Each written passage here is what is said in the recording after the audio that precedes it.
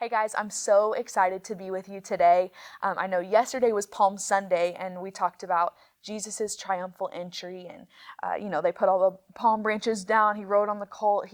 They said, Hosanna, and we've all kind of read it. We talked about it yesterday, so you probably know. I want to pick up in the story the next day, right? In Mark chapter 11, verse 12 says, the next day when they went out from Bethany, he was hungry.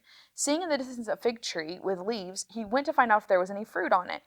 When he came to it, he found nothing but leaves, for it was not the season for figs. He said to it, "May no one ever eat fruit from you again." And his disciples heard it.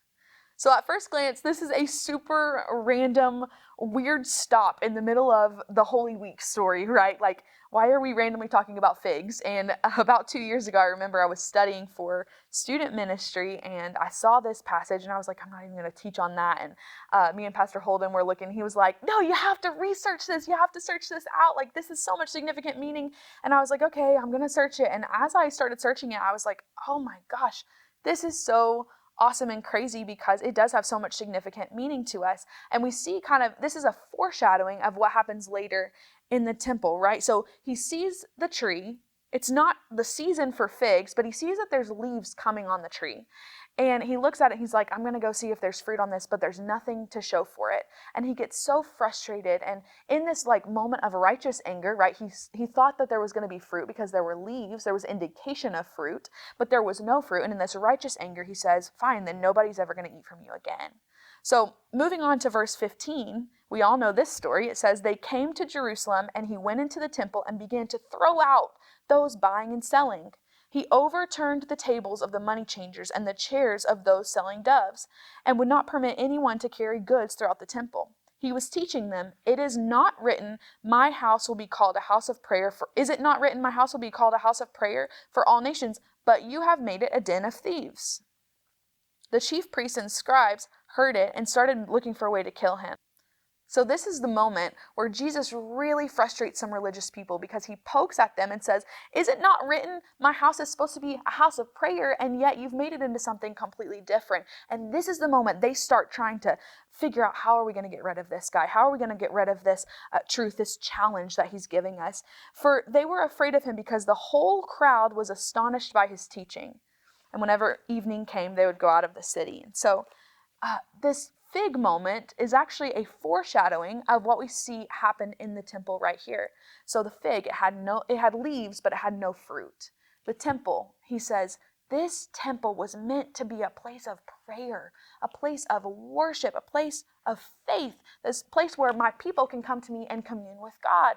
And instead what has happened is it's turned into a den of thieves. You're selling and you're upcharging things for people to sacrifice, and people aren't even bringing their own animals in at first. They're literally purchasing them. Like, there's no real sacrifice, and if it is, it's a huge financial gain for the temple and the priests. And so what he's saying here is, it looks like there's a lot of spiritual things happening right now, and it looks like it's really good ministry. We're doing so good. We're living our life for the Lord, like we're doing all the things that he's told us to do. It looks that way. There's leaves, but the fruit is not really there.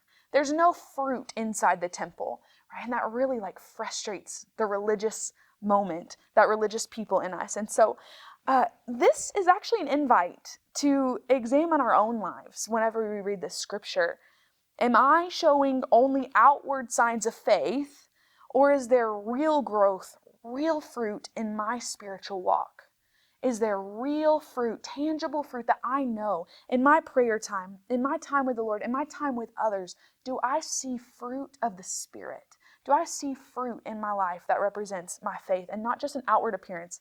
I go to church, I live my life with a t-shirt that says I love Jesus on it, right? Like those types of things. So this is a challenge. It's an invitation and a challenge, right?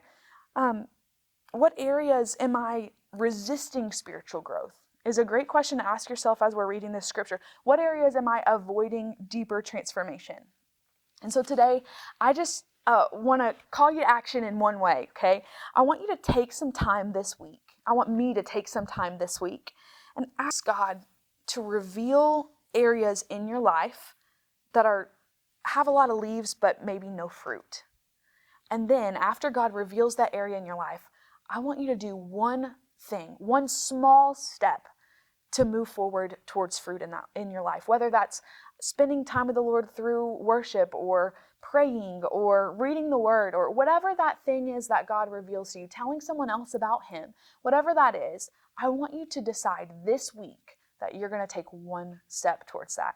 Fruit will not grow overnight. We are not going to just all of a sudden have all this fruit in our lives, but it does grow from intentional sowing of seeds. So I hope that is awesome for you guys today, and I hope it's awesome in my life too.